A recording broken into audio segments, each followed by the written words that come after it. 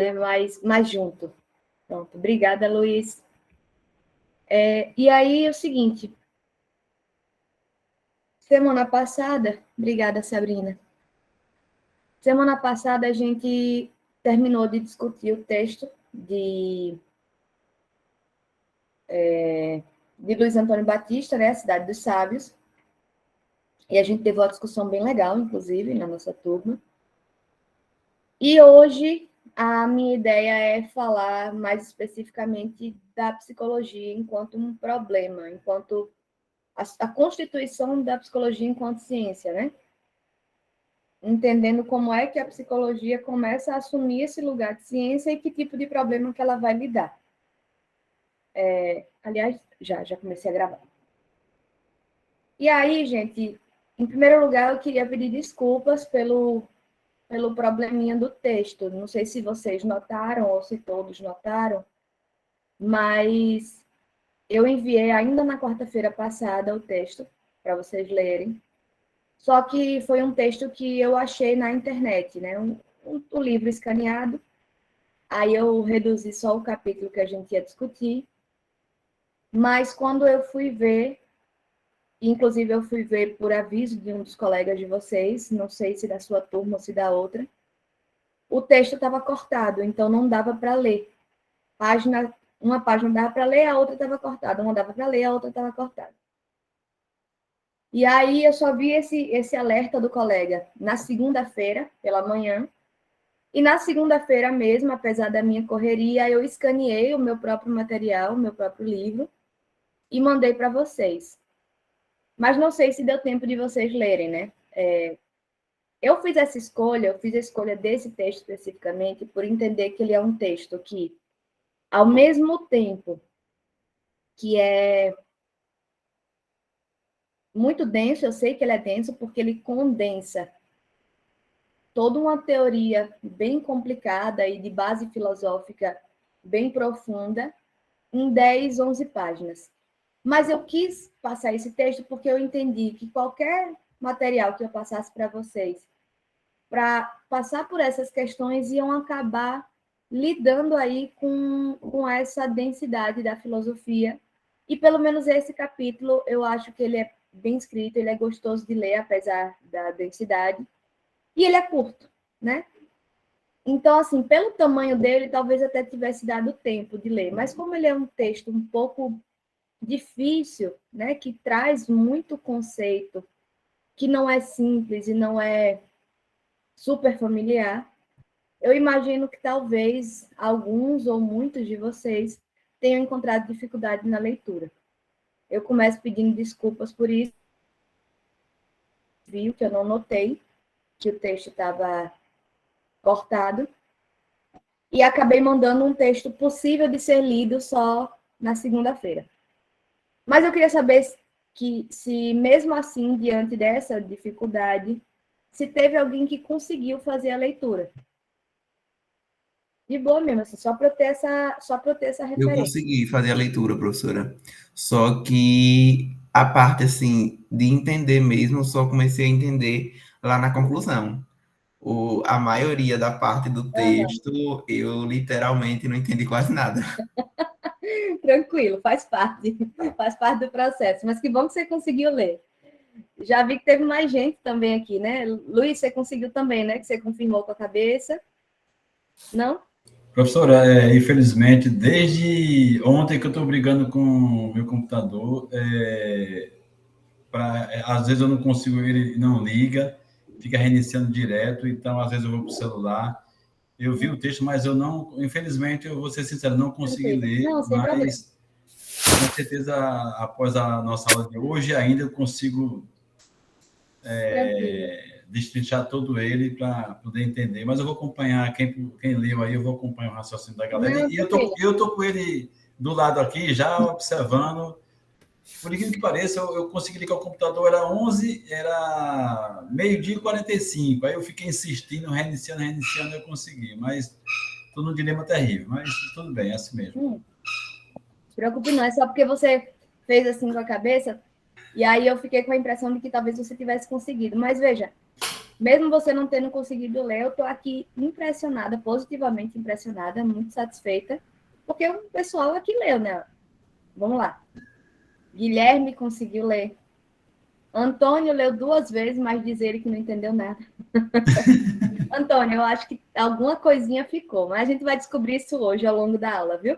Vocês vão ver que tem partes que nem eu entendi direito. Gente, eu estou brincando assim, é porque de fato é tão complexo, é tão denso, né? Lida com tantos conceitos que às vezes a gente tem um pouco de dificuldade de destrinchar, que às vezes vocês vão ver que em algum momento eu tenho certeza que eu vou me embananar um pouco, eu vou precisar da ajuda de quem não entendeu, inclusive, para me ajudar a formular uma explicação melhor, diferente da que não ficou clara, tá? Stephanie está aqui também dizendo que também leu e não conseguiu entender. Mas ninguém pode me acusar de não ter avisado, de ter tomado todo mundo de surpresa, porque eu avisei que o primeiro texto era um texto de caráter ficcional, que era leve, que era só para a gente aquecer, e que o segundo texto, embora fosse curtinho, era um texto denso, né? Era um texto difícil, de difícil compreensão. E não tem problema, eu aviso para vocês isso justamente porque eu não quero que vocês tomem sustos. Eu não quero ninguém desistindo dizendo, isso vai ser muito difícil. Porque eu já estou deixando claro que eu tenho essa dimensão de que não é um texto simples, tá? Não estou aqui dizendo, texto super fácil e quem não entendeu deveria ter entendido. Não, realmente é um texto complicado. Realmente é um texto que trata de muitos conceitos que não são simples de compreender. E aí eu vou tentar destrinchar eles aqui com vocês.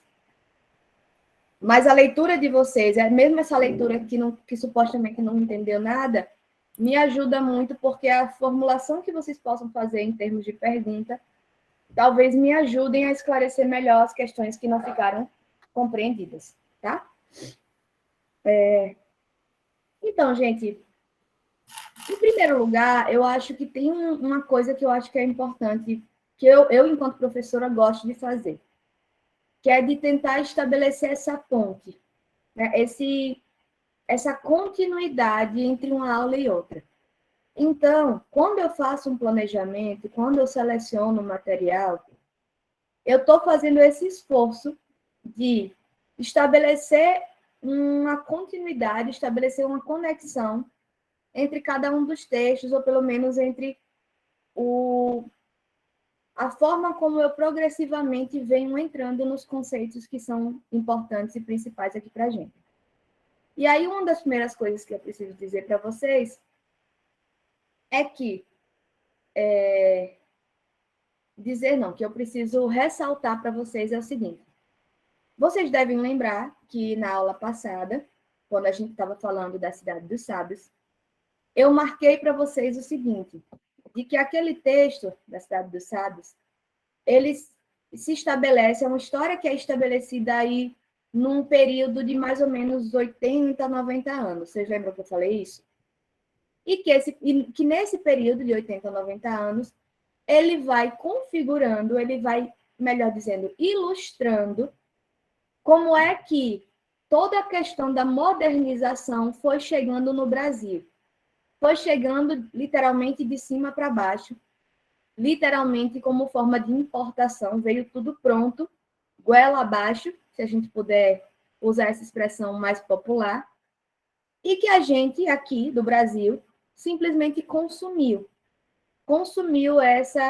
esses costumes, consumiu essa cultura que veio pronta, consumiu essa ciência que veio também estabelecida lá de cima. A primeira coisa que eu preciso ressaltar para vocês é que o texto, ele tenta fazer uma ilustração, aquele texto anterior, né, de um processo histórico no Brasil. Nesse processo histórico que veio aí com as coisas todas prontas de cima para baixo. E que ele marca algumas questões que não são específicas do Brasil, mas que vêm ali de toda uma história, de toda uma contextualização, de todo um progresso, né, se a gente puder usar essa palavra, que acontece na Europa, mas que lá não acontece num período de 100 anos. lá acontecem em séculos, é de fato algo progressivo. Então, tem uma série de modificações que lá na Europa vai acontecendo, e se a gente for pegar os historiadores que vão pensar sobre como é que isso se deu, né? Como é que esse processo de modernização, de cientificização, de sanitarização dos costumes, como é que isso se deu, a gente vai ver que isso, a gente encontra as origens disso em séculos muito anteriores e como é que isso progressivamente vai dando lugar a essas mudanças que a gente viu e discutiu como acontecendo no Brasil no século XIX, tá? Então, na Europa, isso começa lá pelo século XVI, XVII, isso vai acontecendo muito progressivamente, mas quando vem para o Brasil, vem tudo pronto. Assim, de cima para baixo, para a gente simplesmente consumir. Esse é um primeiro ponto que a gente precisa entender, porque toda a discussão que a gente vai fazer aqui, a gente vai fazer uma discussão da psicologia de uma forma geral, né? Entender a psicologia enquanto ciência no mundo. Mas a gente precisa também entender como é que isso se dá aqui no Brasil. Eu sempre vou tentar fazer essa associação e essa articulação com a realidade do Brasil, tá? E aí, esse autor que vocês leram hoje, né, que é o Luiz Cláudio Figueiredo, ele faz em outro texto dele, ele diz assim, que o processo de modernização do Brasil é uma modernização para inglês ver, né, que é aquela expressão que a gente usa para dizer assim, a coisa vem e ela se monta como uma espécie de maquiagem, para a gente mostrar que a gente é igual. Então, tem aí um processo de apropriação, né, dessa cultura, desses costumes, dessa ciência que vem lá da Europa, e que a gente se apropria, a gente consome, a gente literalmente consome aquilo. E a forma como isso vai se dar no dia a dia, no cotidiano, nos processos de subjetivação do Brasil vão ser muito específicos, porque a gente vai pegar aquilo tudo pronto e rápido, né? Eu já vinha falando sobre isso na outra aula. Então, esse é o primeiro ponto que eu acho que é importante a gente ter de dimensão.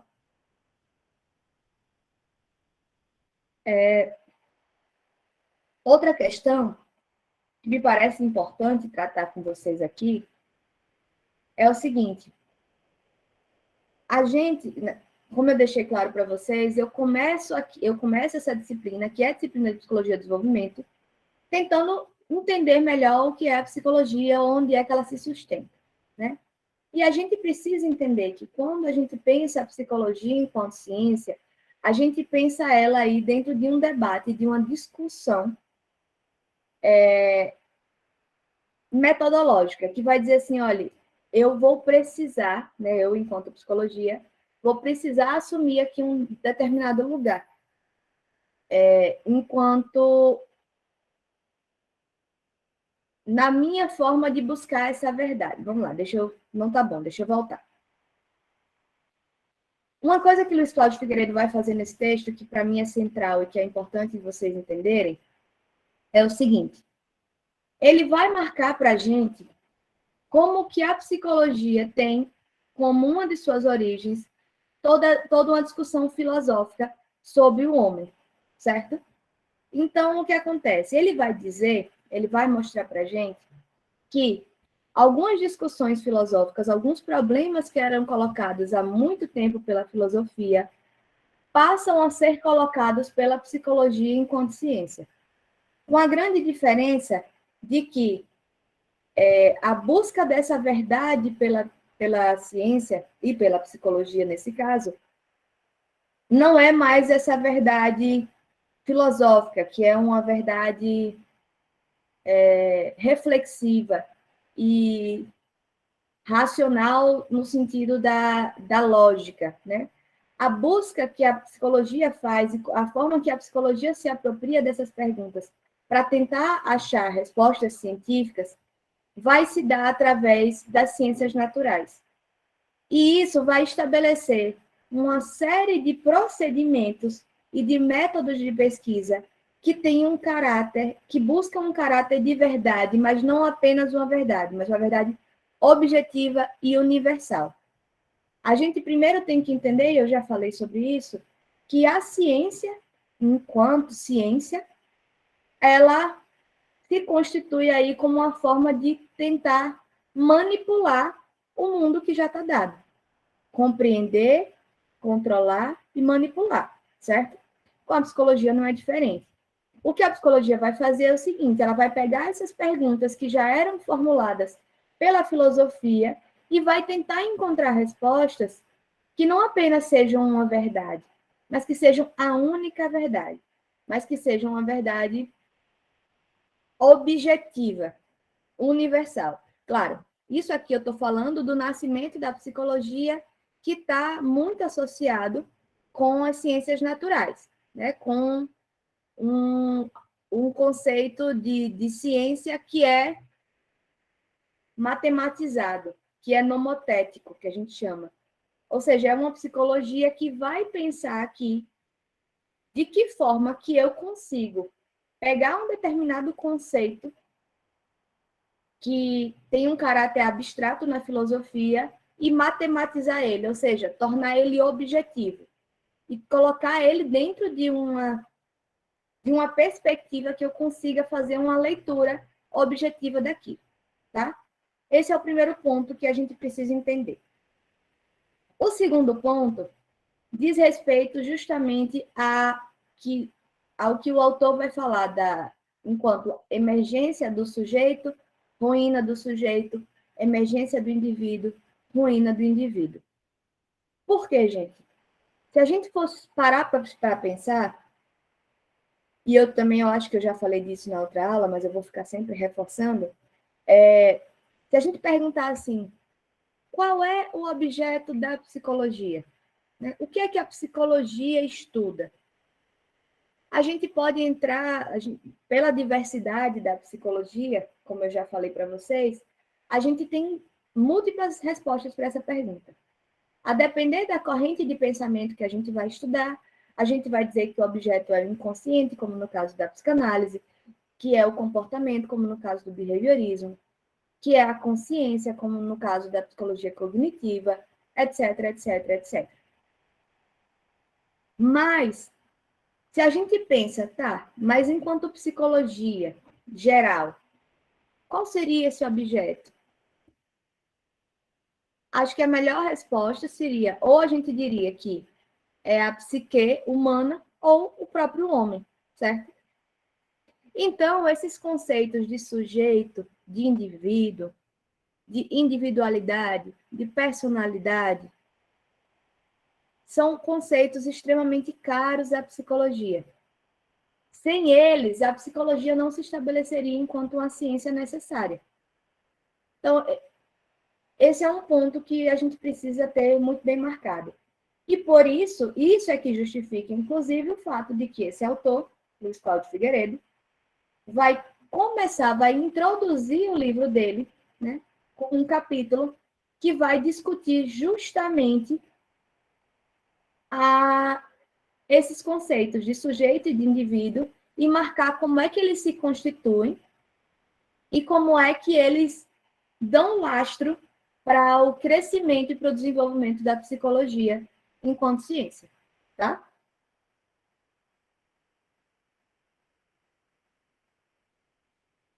Então, para a gente começar, e essa pergunta, eu vou direcionar agora uma pergunta para vocês, mas não é exclusiva para quem leu, não, tá? Tá, deixa eu ver aqui, tem uma pergunta, tem uma questão, deixa eu responder primeiro, depois a gente passa.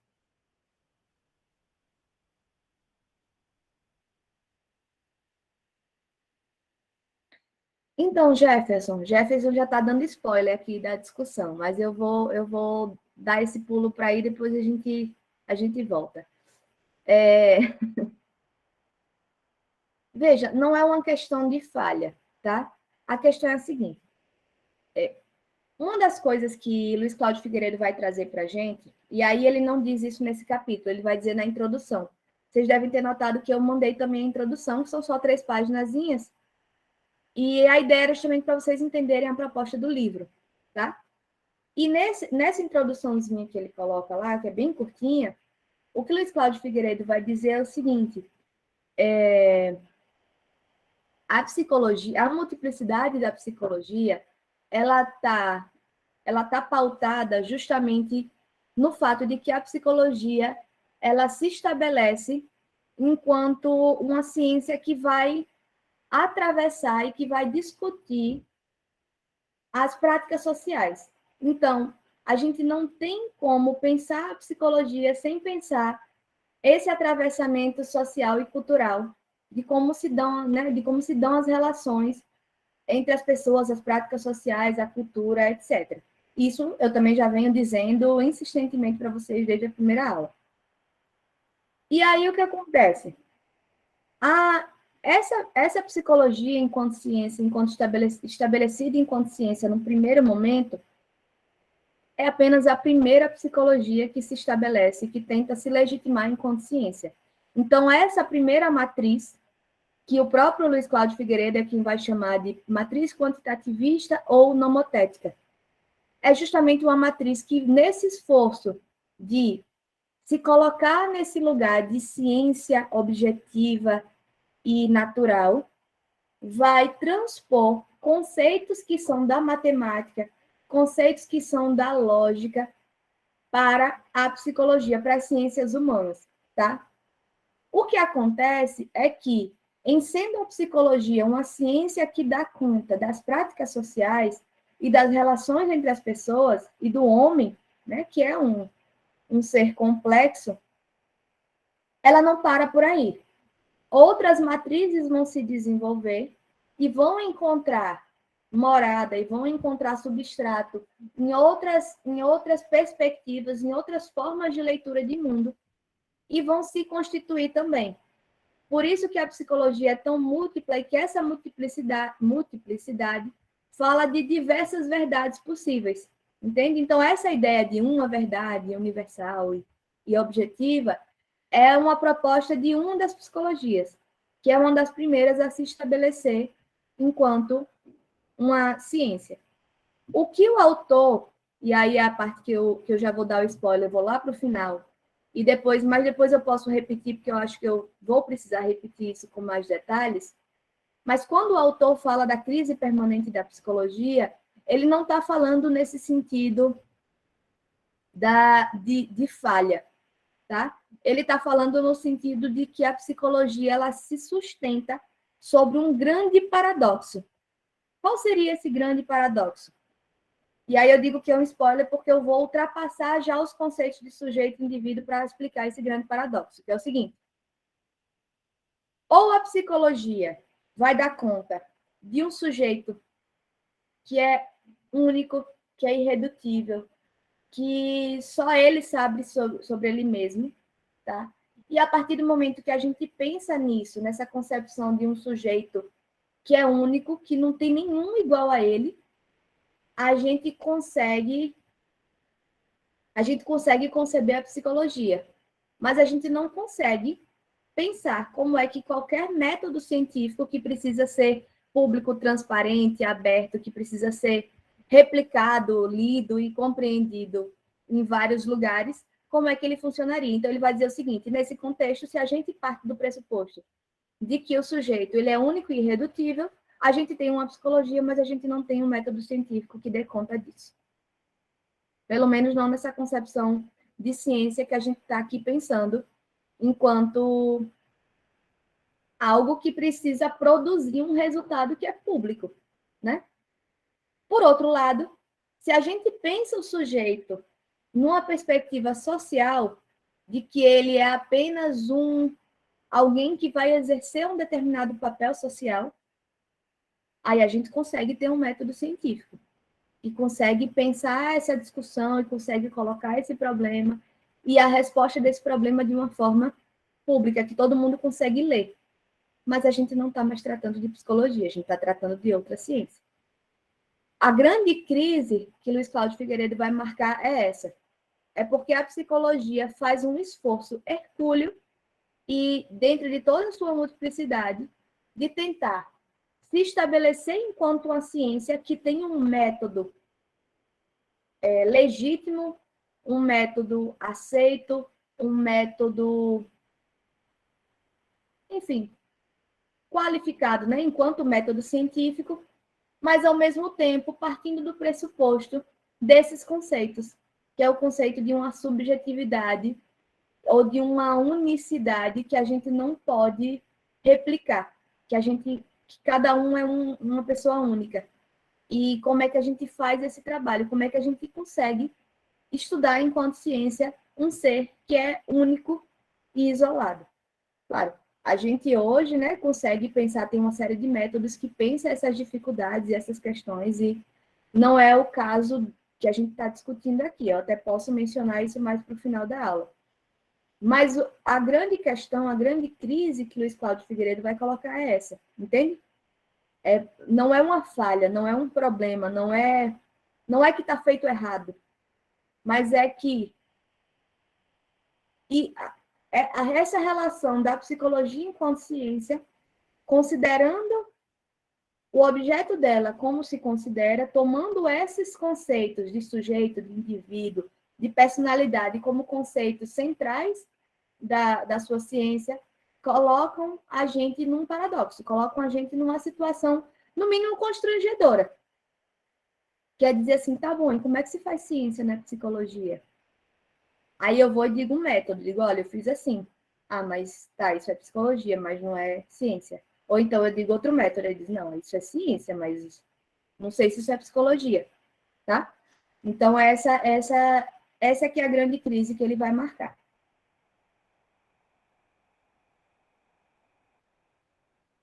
Mas vamos lá, deixa eu voltar à pergunta que eu ia colocar para vocês e que eu estava dizendo aqui, que não precisa ser respondido por uma pessoa só, nem por quem tenha lido o texto, pode ser respondido por qualquer um de vocês. Até porque eu quero saber no senso comum, como é que vocês veem isso. Se eu perguntar para vocês o que é um sujeito ou o que é um indivíduo, no senso comum mesmo, no dia a dia de vocês, quando vocês falam de um indivíduo X ou de um sujeito Y, o que é que vocês diriam que significa isso? O que é um sujeito? O que é um indivíduo? Alguém se atreve a brincar comigo de formular essas possibilidades? Veja, eu não estou pedindo um conceito, não, tá? Eu diria que uma pessoa, um ser racional. Esse seria o quê? O sujeito ou o indivíduo? Ou os dois? Eita, peraí. Eu acho, professor, desculpa interromper, mas já entrando nessa onda, eu acho que, assim, pelo menos no senso comum, sujeito e indivíduo se equivalem, né? Isso, eu também. Eu acho que eu vou nessa onda aí. Você vai nessa onda também. Beleza. O Antônio está dizendo aqui, pessoa dotada de direitos e deveres. Luiz, vamos lá, você. Professor, eu acho que, no meu entender, né, não sei se é a minha linha de raciocínio, o sujeito é a pessoa já identificada, é a pessoa que você tem as identificações, os traços dela. O indivíduo, você não tem ainda noção de quem é aquela pessoa, é apenas um ser. Seria por aí? Vamos ver, eu estou primeiro buscando de vocês. Porque, veja, é o que eu estou dizendo, eu não estou pedindo para vocês me darem conceito, não, tá? O conceito, eu vou tentar fazer um esforço aqui de explicar para vocês o que é que o autor está trazendo enquanto conceito.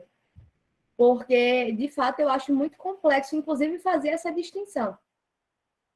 Veja, sou eu, uma psicóloga, professora de psicologia, falando isso. É super complexo fazer essa distinção. Mas a minha pergunta para vocês é justamente sobre o entendimento que vocês têm do dia a dia, no senso comum, né? Como é que vocês veem isso? O chat está bombando, peraí, deixa eu acompanhar aqui. Tem gente aqui dizendo que o indivíduo seria algo mais particular e o sujeito mais social. Tem gente dizendo indivíduo de individualidade, certo? Indivíduo parece ser mais subjetivo.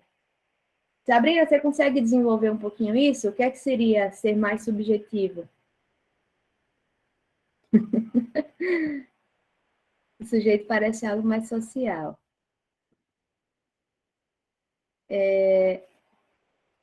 Quem mais, gente? Vamos, eu quero ouvir mais, assim, porque quanto mais vocês me dão, mais eu consigo compor o conceito a partir do que vocês estão me trazendo, entendeu?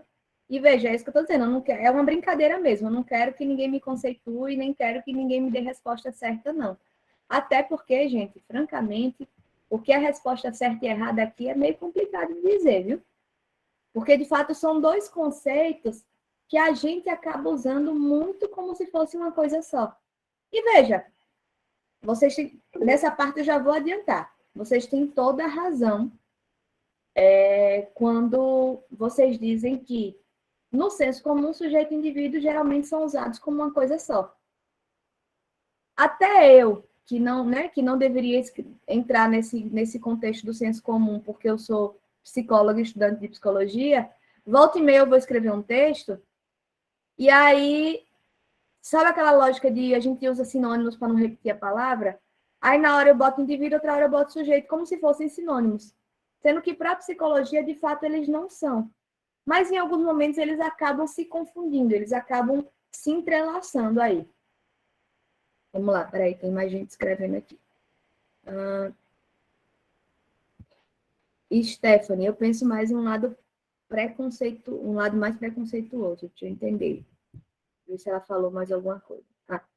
Tipo, sujeito ser voltado a uma pessoa qualquer e indivíduo ser considerado como gente. Interessante essa perspectiva. Ainda não tinha pensado nisso. Beleza? Deixa eu ver quem mais. Sabrina, que eu perguntei, né? Pedi para desenvolver um pouquinho essa ideia do subjetivo. O indivíduo é mais complexo e introspectivo. E o sujeito está mais associado aos efeitos dos fatos sociais. E aquilo que já é posto e naturalizado em sociedade. Sabrina está quase já conceituando, viu? Ela já está entrando nas complexidades aí dos conceitos. Antônio, sujeito seria o indivíduo inserido na sociedade e influenciado por ela. E Sabrina concordou com Antônio. Isadora, acho que o indivíduo se refere à individualidade. Se estudarmos o indivíduo em sociedade, estudaremos as particularidades dele. Já se estudarmos o sujeito, estudaremos o contexto em que ele está inserido na sociedade, utilizando aspectos que interferem em seu comportamento. Alisson, o sujeito está ligado à sociedade e o indivíduo seria algo mais geral, não sendo especificamente um ser humano. Eita, Alisson, você foi longe. Como assim? Como é que o indivíduo não seria especificamente um ser humano?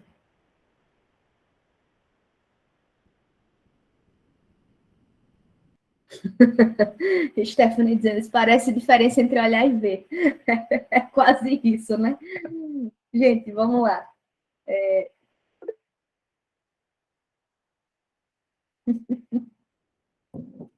Ai, meu café esfriou, falei muito. Então, vamos lá. Deixa eu ver se eu consigo ajudar aqui a organizar. Professora, por isso que até pelas respostas, não vou entrar no mérito, não. Por isso que, entre as respostas que foram dadas, o que eu tenho em mente que o sujeito, que o indivíduo, ele é mais, de uma forma geral, não identificável, é apenas um indivíduo. Já o sujeito, não, ele está dentro da sociedade, ele é identificável, ele é conhecedor e assim sucessivamente. Faz parte de um todo.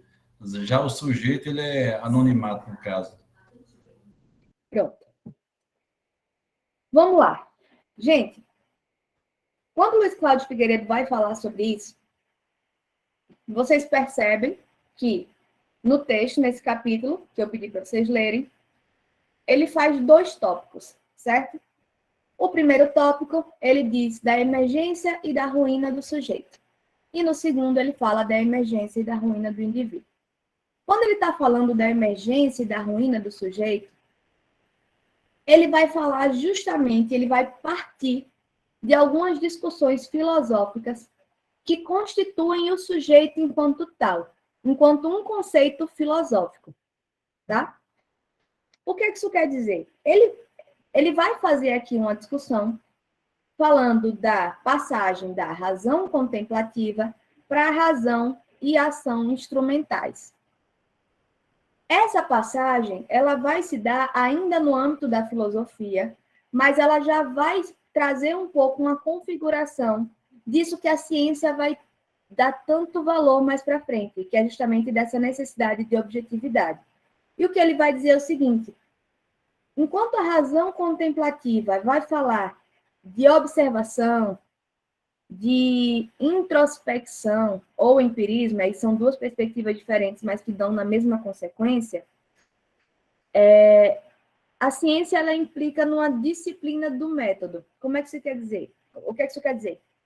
Que ela precisa, nesse momento em que a razão é contemplativa, a gente precisa estipular quais são os critérios de observação que permitem ter esse vislumbre dessa verdade, né? E o sujeito, ele se constitui nesse lugar. E como é que eu vou olhar para o ser humano e vou conseguir entender do que é que ele se trata? Que tipo de critério que eu preciso usar para conseguir ter esse vislumbre, ter essa compreensão desse sujeito? E aí, o que ele vai trazer, ele vai usar como referência dois filósofos principais, que são Descartes e Bacon, e ele vai dizer assim, olha, Descartes era um racionalista e Bacon era um empirista. Ou seja, os dois tinham perspectivas, a gente pode até dizer, opostas, né, de como é que, de busca dessa verdade. Porque enquanto o empirista, ele vai fazer isso a partir da percepção, ou seja, ele vai tentar confiar no que ele está vendo e ele vai estabelecer critérios para fazer uma leitura e uma interpretação disso que ele está vendo. O racionalista, ele vai fazer uma leitura a partir da razão, a partir da dúvida, né? Que é a ideia da dúvida metódica de Descartes. E aí, isso pode ser, inclusive, feito a partir de uma introspecção. Você, enquanto sujeito, vai olhar para dentro, mas a partir de determinados critérios de observação e a partir da dúvida metódica, você vai estabelecer critérios para que você consiga fazer uma leitura precisa do que é que constitui esse sujeito. Aí Luiz Cláudio Figueiredo vai dizer o seguinte: o que é que tem em comum entre Descartes e Bacon?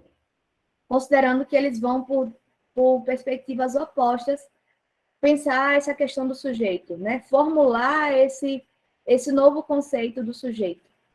O que tem em comum entre Descartes e Bacon é o fato de que, para conseguir estabelecer essa observação metódica, essa observação criteriosa, eles vão eliminar elementos que possam atrapalhar essa leitura.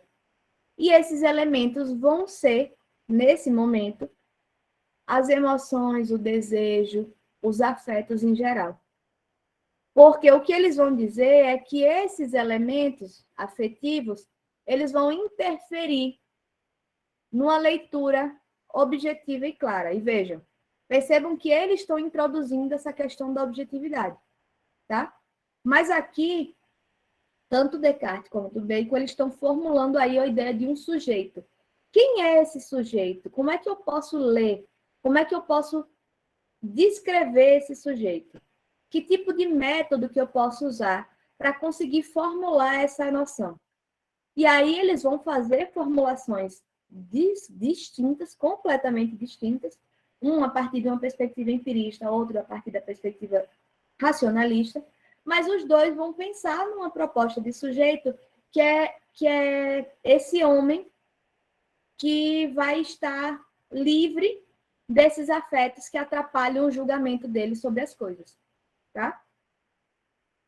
E aí, o que Luiz Cláudio Figueiredo vai apontar é que essa perspectiva, ela vai levando a gente para essa nova perspectiva que vai dar lugar para essa concepção de ciência, de uma ciência objetiva. Porque nessa passagem da razão contemplativa para a razão instrumental, na razão instrumental, a gente abre mão da pura e simples observação criteriosa e a gente passa a contar com a perspectiva da experimentação. E a experimentação se utiliza de instrumentos, cálculo, de uma tentativa de controle mesmo da situação. E a ideia do procedimento científico vai vir daí, né? Tanto que essa primeira noção de ciência, essa noção mais dura, mais tradicional de ciência, ela está muito pautada na ideia de neutralidade. essa neutralidade enquanto sendo um objetivo final de toda e qualquer observação que tenha esse caráter objetivo, né? E que vai se configurar enquanto dentro dessa perspectiva científica mais para frente. Quando o Luiz Cláudio Figueiredo faz essa passagem para a gente, quando ele desenha isso para a gente, o que ele vai dizer é o seguinte: o conceito de sujeito, ele vai passar de um certo lugar de total autonomia, no sentido de que, pense o seguinte, na perspectiva cartesiana, o sujeito, ele mesmo pode, através da introspecção e da dúvida metódica, se fazer uma pergunta sobre ele enquanto sujeito, formular quem é esse sujeito que pode ser representado por ele mesmo, né? E, a partir da instrumentalização dessa noção de sujeito, ele vai sendo deslocado um pouco desse lugar. A gente começa a constituir um sujeito que esteja livre desses afetos, que esteja livre dessas questões que vão dificultar uma leitura neutra da situação. Deixa eu tentar melhorar essa situação, ou essa discussão.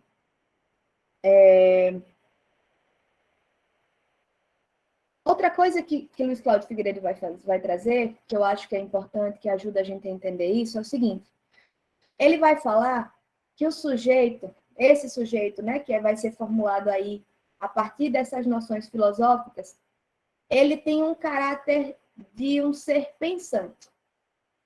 E com isso ele ganha esse lugar de autonomia. É um sujeito como, e aqui é uma palavra minha, tá? Como um ser potente, que tem essa potência de se entender enquanto autônomo no mundo.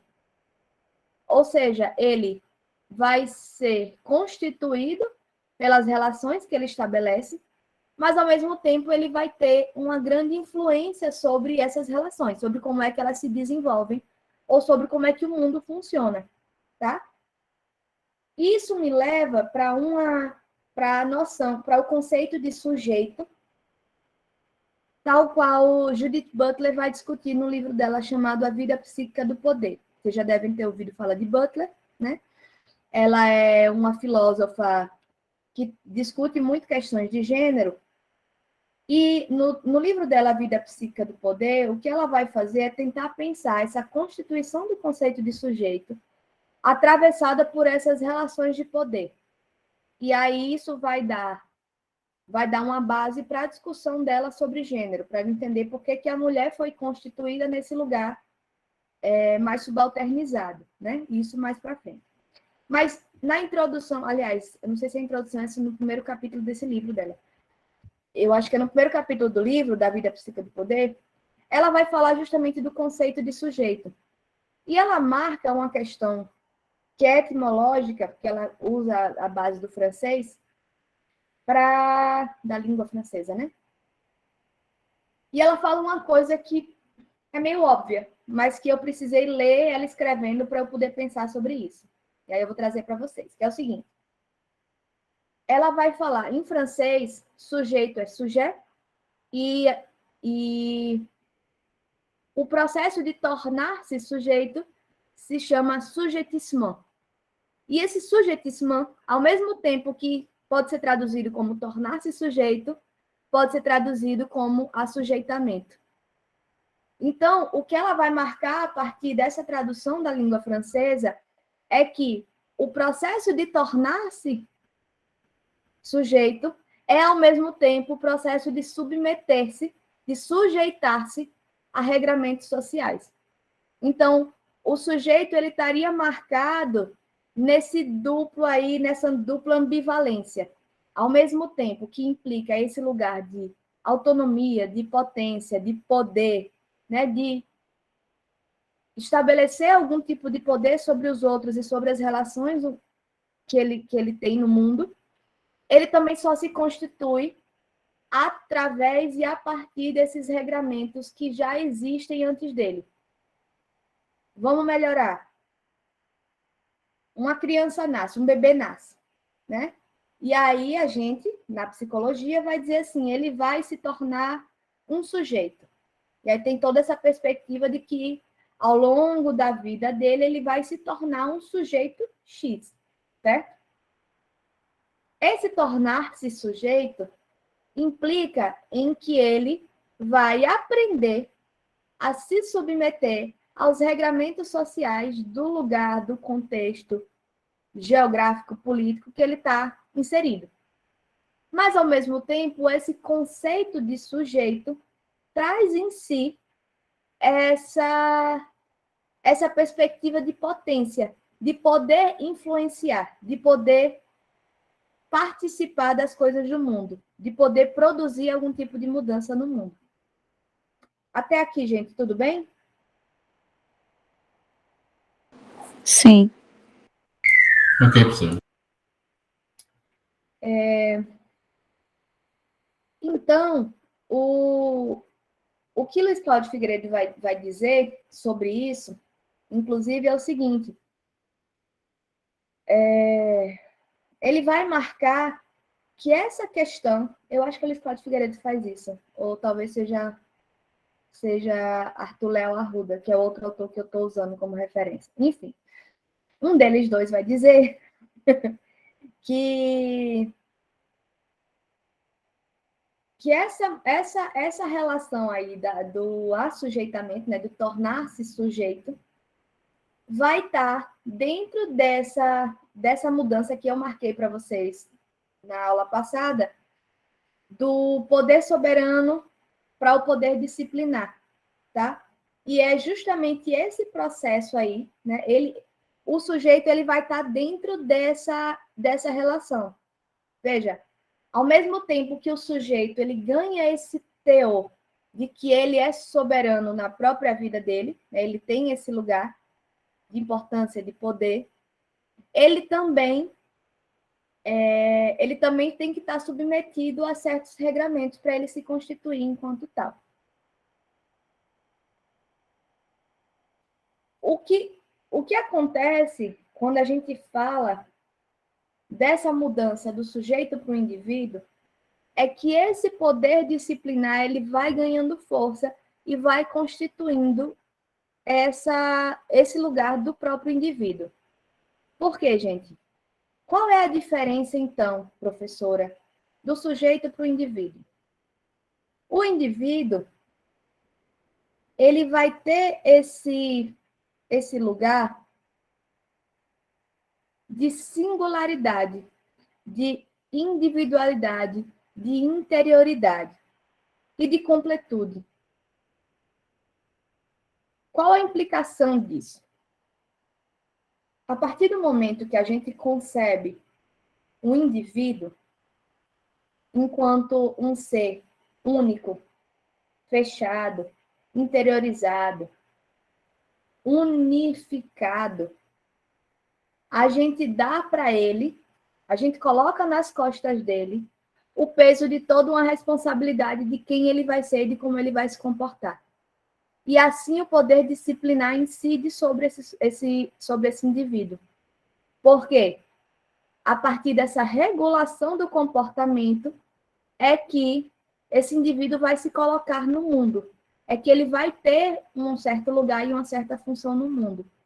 Então, é desse lugar do indivíduo, e aí, veja, aí a gente marca uma outra ambivalência, uma outra relação de ambivalência agora associada ao conceito de indivíduo. Esse indivíduo, embora ele seja único, singular, dono de si mesmo, ao mesmo tempo, e justamente por isso, por ele ser dono de si mesmo, por ele ser o único responsável pela forma que ele se comporta, ele ganha esse peso. Ele acaba sendo responsabilizado e ele é cobrado pelas atitudes dele, pela forma como ele se relaciona no mundo. Vamos lá, deixa eu explicar melhor, deixa eu tentar melhorar isso aqui para vocês. Eu vou usar um exemplo muito contemporâneo nosso, tá? Hoje em dia, a gente tem um discurso muito comum especialmente depois da pandemia, isso cresceu ainda mais, foi um boom, de falar de empreendedorismo de si mesmo. A gente não está falando muito sobre isso? Da pessoa que é empreendedora, que você tem que aprender a empreender, inclusive tem discussões, e discussões sérias no sentido assim, de que estão levando isso a sério mesmo, de sugestão de que a gente tire as disciplinas de sociologia e filosofia das escolas e coloque o empreendedorismo no lugar. Vocês já ouviram falar disso? Ainda bem que eu nunca ouvi esse absurdo, porque eu acho que ia fazer um fuzuê. Veja, isso não está ainda colocado oficialmente como, não é projeto de lei, não. Mas já tem discussão nesse sentido, sabe?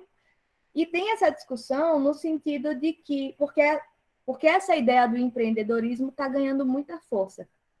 E essa ideia do empreendedorismo tem tudo a ver com essa noção de indivíduo que eu estou tentando trazer para vocês. Que é o seguinte: qual é a ideia do empreendedor? Um empreendedor é a pessoa que é dona do seu próprio negócio, né? Então, assim, o cara que é empreendedor, ele assume todos os riscos pelo seu negócio. Ele vai lá, ele investe tudo sozinho. Se ele se lascar, ele se lasca sozinho. E a culpa é só dele, tá? Tem nada a ver com mais ninguém. Essa é a própria lógica que sustenta a noção de indivíduo. É o seguinte: você é uno, você é você.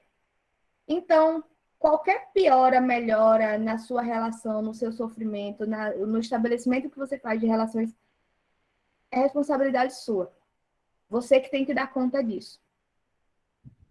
Então, esse processo de individualização do sujeito, ele acaba provocando essa relação de responsabilização daquele indivíduo por tudo que lhe concerne. E aí, eu não digo isso com orgulho nem com alegria, mas eu preciso dizer com honestidade para vocês que a psicologia nasce dessa lógica. Ela está pautada e sustentada muito nessa lógica, tá? Como assim, professora? Vamos lá. Eu acho que em alguma dessas aulas anteriores, eu acho que a gente já falou aqui sobre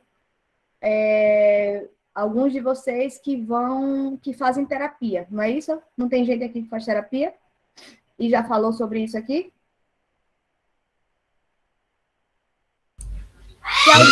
Foi falado, sim, professor, recentemente. Pronto, se alguém de vocês que faz terapia ficar confortável de falar assim, não de dizer qual é o problema, qual é o sofrimento, qual é a dor, mas dizer assim: quando você foi lá para a terapia, você procurou por quê? O que é que estava acontecendo? Alguém? Enem da vida. Oi? Enem da vida. Não entendi ainda. O Enem. O Enem. Pronto. Perfeito. Perfeito seu exemplo, porque ele me traz uma questão que não é individual, então não é íntima o suficiente, né, no sentido de que eu vou te expor de algum modo, e que traz essa discussão de uma forma que é muito... que tem tudo a ver com o que eu estou tentando trazer para vocês. Vamos lá. Deixa eu explicar. Você diz assim: eu fui procurar terapia por conta do Enem. Veja, o Enem é uma estratégia nacional, né, de seleção para a pessoa entrar na universidade, especialmente a pública, mas se não pública, né, eu não sei se ainda tem as bolsas e as coisas da vida. Mas, enfim, é uma estratégia nacional para você fazer isso. Esse processo de seleção, ele traz em si mesmo toda uma lógica meritocrática, toda uma lógica de premiar aquele que mais se esforça, né? Então, e aí o que é mais inteligente, o que é mais capaz, o que é mais habilitado. Vocês concordam comigo que essa é a lógica por trás do Enem, certo? Que a gente faz uma seleção e os critérios que se estabelecem têm a ver com, supostamente, a priori, o que se diz é que tem a ver com o nível de dedicação que vocês vão ter nos estudos. Veja, esse é um problema que se estabelece. O sofrimento que não só você, Jefferson, mas muita gente, inclusive alguém mais colocou aqui, acho que foi Paulo, que disse que o caso dele também ainda é o Enem, esse sofrimento que se estabelece diante de um processo massacrante e cruel, como a seleção que é o Enem, não é um problema de uma pessoa só. Fato aqui que na nossa turma, só na nossa turma, que só tem 18 pessoinhas, 2 pessoas já colocaram o mesmo problema, tá? Então, é um problema da própria lógica que é estabelecida, da forma como isso é colocado para vocês, e como é que isso produz sofrimento. Mas, vocês, meros mortais, não vão chegar e dizer assim, não aceito a lógica do Enem, quero outra lógica. Não adianta, vocês não vão fazer isso, não vai ter nada, né? Vocês simplesmente não vão entrar na universidade. Então, o que é que vocês fazem? Vocês se submetem a essa lógica. Não só vocês, como todo mundo que está aqui se submeteu a essa lógica, certo? Mas aí, por alguma razão que não me interessa nesse momento, para vocês isso produziu sofrimento a tal ponto que vocês foram orientados a procurar um psicólogo ou pensaram, vou procurar um psicólogo. Porque o sofrimento é individual. É você que está sentindo. O seu colega que está lá fazendo o Enem também talvez esteja sentindo, mas ele não está mostrando como você, ou ele está conseguindo lidar, criar as estratégias dele que está indo bem. Então, você diz assim, é uma questão minha, está me causando sofrimento, eu vou procurar terapia, tá? Quando você procura partindo do pressuposto, aí vocês me corrijam se eu estiver errada, vocês procuram partindo do pressuposto de que tem alguma questão aí que é individual e que, ao ser trabalhada, vai ajudar a vocês a lidarem com essa lógica. Vai reduzir o nível do sofrimento e vai ajudar e propiciar que vocês consigam responder a essa lógica que está imposta no mundo. Verdade? Ou eu estou mentindo? Ou não é assim?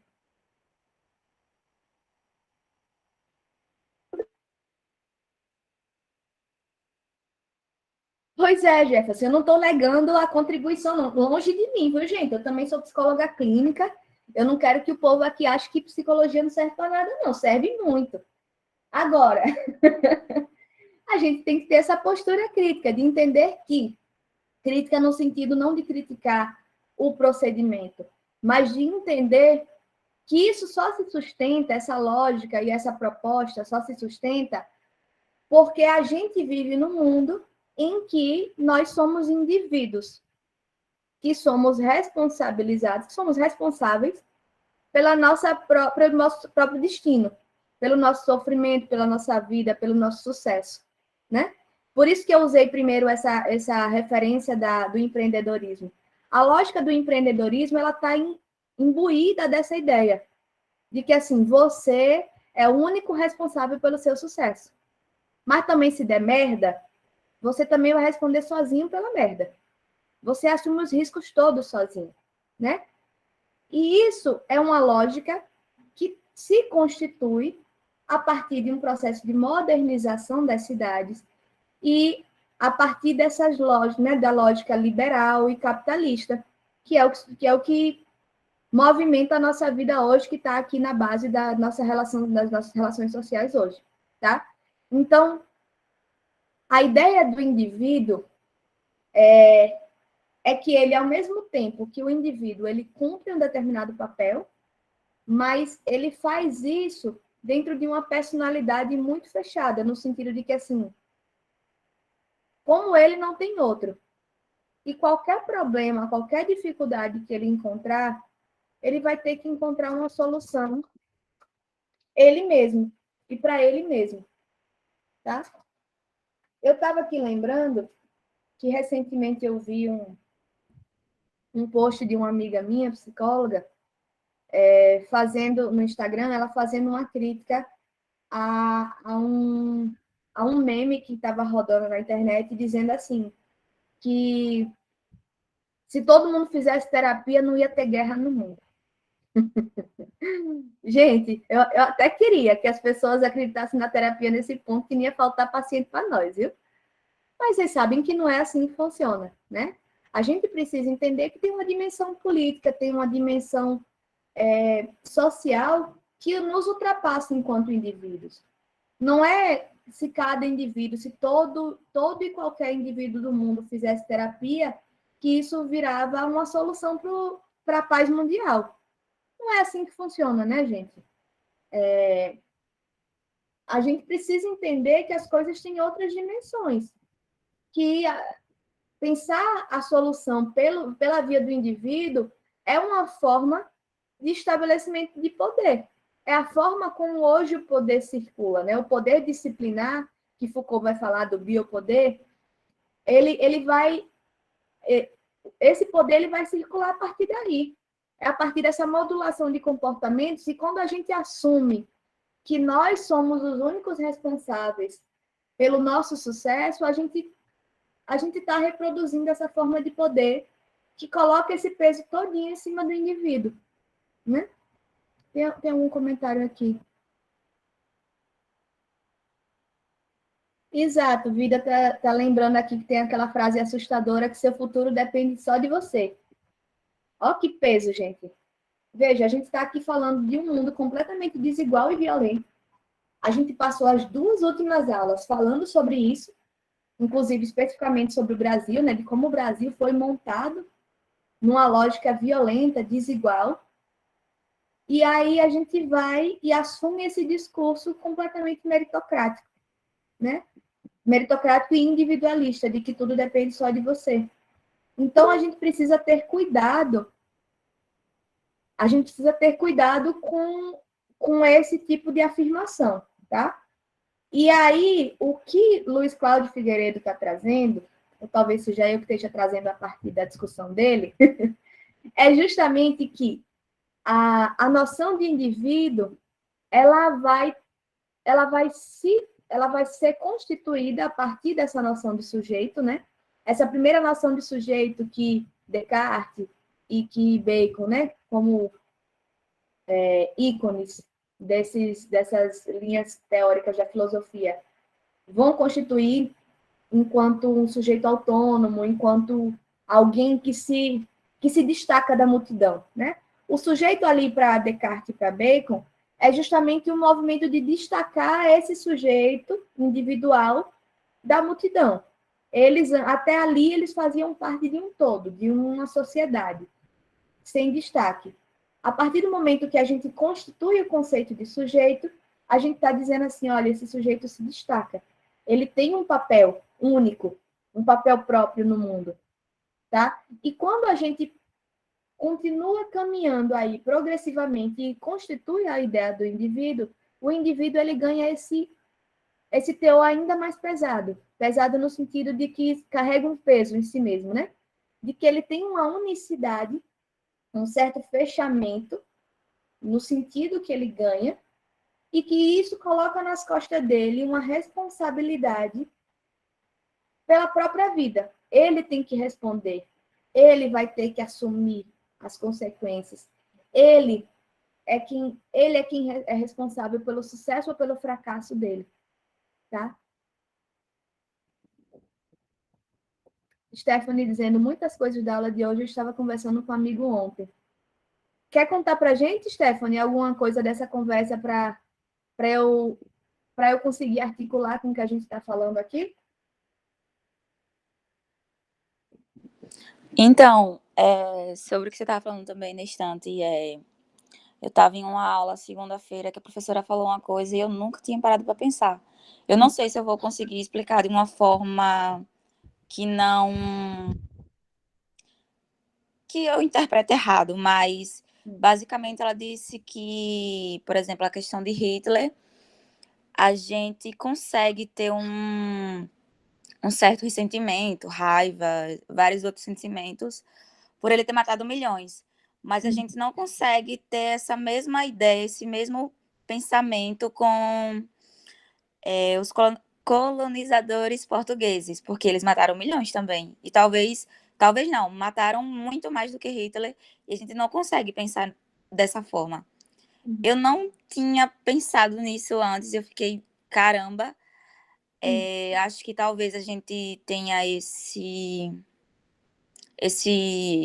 batimento de frente com Hitler, talvez porque ele era uma figura só, então a gente consegue culpar uma pessoa só. Mas aí os portugueses eram vários e talvez seja por isso. Também eu estava conversando com ele sobre psicologia, que ele falou também que já pensou em ser psicólogo, mas que a mãe dele, por falar que não iria ganhar dinheiro, ele acabou desistindo. E ele não sabia também que os psicólogos precisam dos próprios psicólogos também.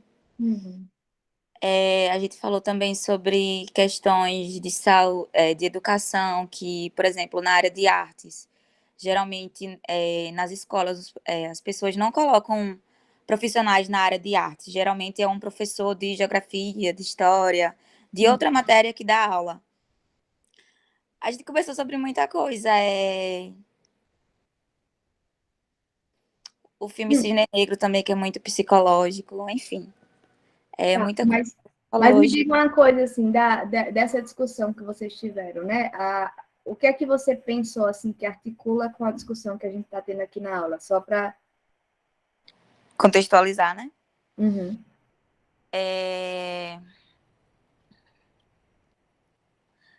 Acho que a questão do... Pronto, também eu lembrei de outra coisa que você estava falando, que queriam tirar a sociologia. Também tem uma reforma agora, né, que eu não tenho certeza se são 6, eu acho que eram 5 disciplinas que os alunos tinham e agora são 6, que teve uma reforma. Talvez eu possa contextualizar com a questão do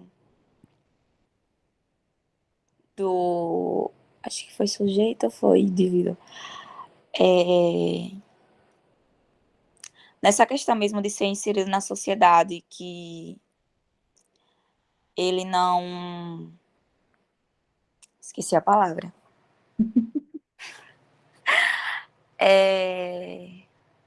Ai, meu Deus, na ponta da língua. Tranquilo. Sem agonia.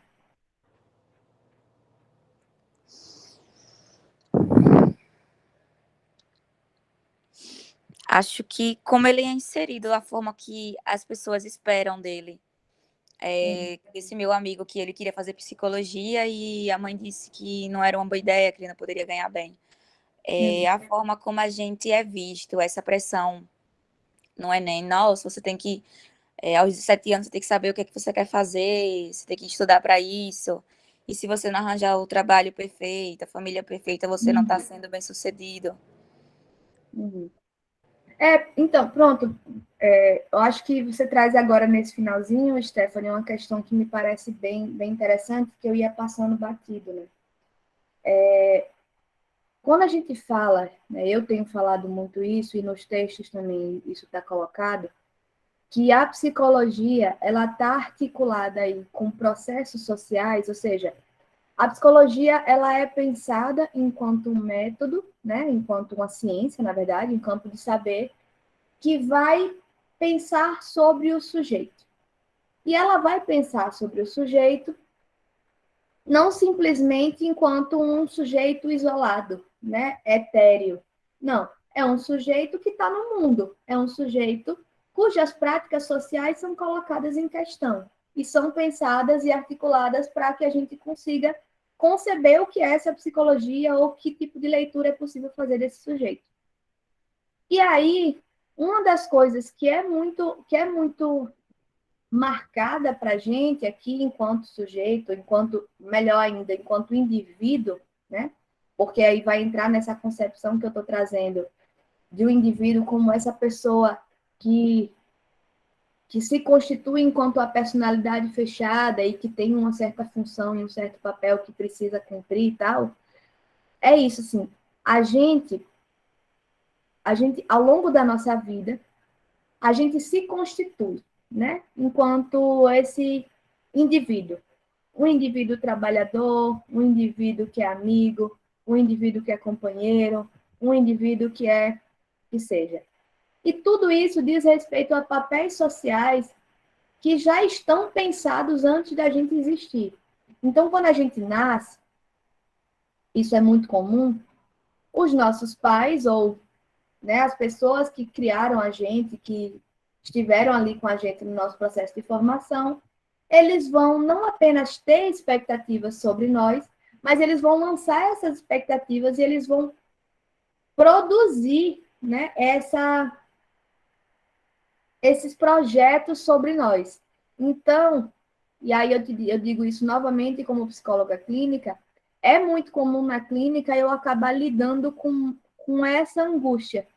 Muita gente que procura a clínica vai muito nesse lugar de tipo assim, eu tinha a minha vida toda formulada. Às vezes não era nem ela que tinha formulado, era a mãe ou era o pai, né?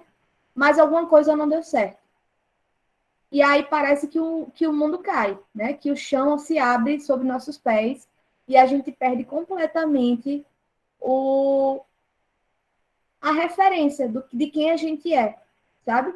Isso é muito comum, de que a gente se constitui a tal ponto, né? As pessoas produzem tanto esse lugar de quem a gente deve ser, que quando a gente não consegue cumprir essa expectativa, a gente se vê desmoronando.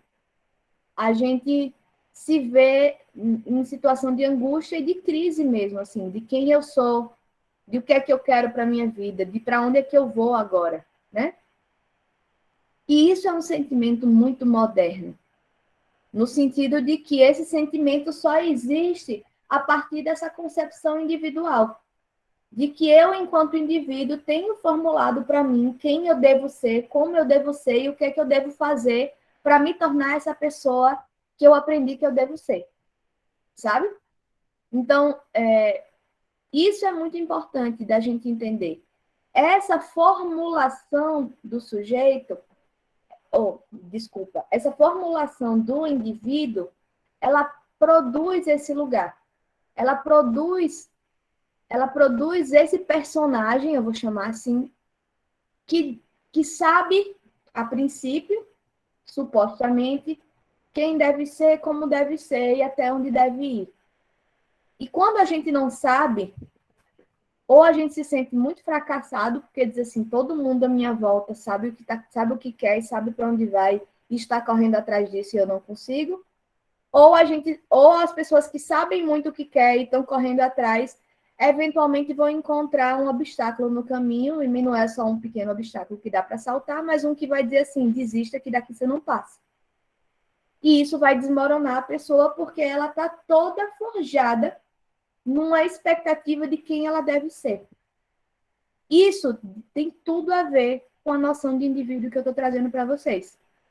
Obrigada, Stephanie, por essa referência, porque eu acho que isso me ajudou a explicar e eu tenho certeza que ajudou vocês a entender melhor onde é que se coloca essa questão do indivíduo, tá? Então, o que eu acho que é muito importante da gente ter aqui essa dimensão de como é que a psicologia concebe esses conceitos e como é que ela lida com eles. Isso porque a gente aqui está numa disciplina de psicologia geral. E na psicologia geral, a gente vai discutir, a gente vai estudar correntes possíveis da psicologia, correntes que fazem uma leitura sobre esse sujeito ou sobre esse indivíduo, tá? E aí, a gente precisa entender o que é que a constituição desses conceitos produz no seio da psicologia, para a gente entender como é que a psicologia vai lidar com eles. Então, a primeira grande crítica que eu acho importante que a gente tenha em mente para estudar todas as teorias que a gente vai estudar é a seguinte: a psicologia ela nasce como uma tentativa de dar conta desse problema do indivíduo. Que problema é esse? Do problema de um indivíduo que não se adequa, que não se adapta, que não se submete às imposições sociais pré-estabelecidas. Quem são esses indivíduos, professora? Os loucos. Até hoje a gente tem esse preconceito, né? Ah, não vou para psicólogo não, que eu não sou louca. Porque, de fato, na origem do negócio, quem ia para psicólogo ou quem tinha, né, a atenção de um profissional da psicologia eram as pessoas loucas, as pessoas que se comportavam de maneira completamente, entre aspas, inadequada do que era esperado, do que estava ali pensado como adequado para o exercício desse papel, dessa função social. E a psicologia, ela vai nascer dentro de um contexto, como a gente costuma falar na psicologia, ortopédico. Como assim, professora? Na ortopedia, né? Quando a pessoa quebra um osso, o médico não vai lá e bota de volta no lugar? Pronto. É essa a ideia de que a psicologia ela surge nessa tentativa de ter essa função ortopédica com o indivíduo. Tipo assim, se ele sai um pouquinho do lugar, se ele sai um pouquinho do eixo, eu vou e boto ele de volta. Isso é como ela surge, né? É como a psicologia tenta, como ela ganha espaço, como ela se constitui enquanto um campo de saber importante em algum momento, né? Lá nos seus primórdios.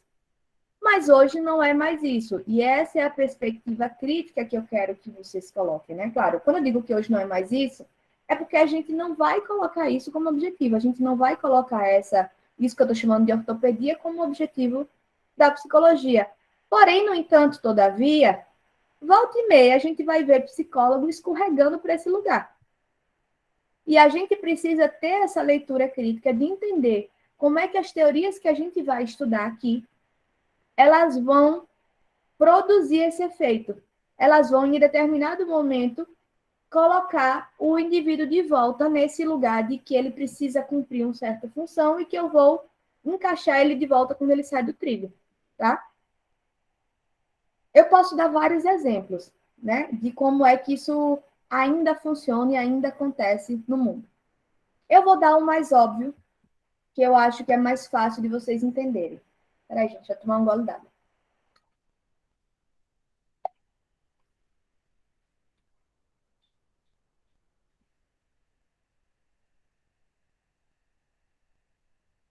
Na psicologia, a gente tem um campo que é chamado psicologia organizacional, que é uma psicologia que acontece geralmente dentro das empresas e das grandes organizações. Para vocês não saírem dizendo por aí que a professora falou que os psicólogos organizacionais são ortopédicos, eu não estou dizendo isso. Mas eu estou dizendo que é um campo da psicologia que muito facilmente cai nessa armadilha da ortopedia. Por quê?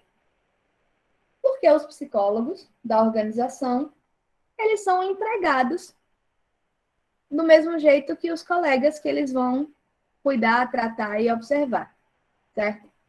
E eles têm uma função, eles estão contratados, eles estão ali, geralmente, para pensar, para formular soluções para que a empresa funcione da melhor forma possível, ou seja, para que as pessoas sejam mais e mais e mais produtivas.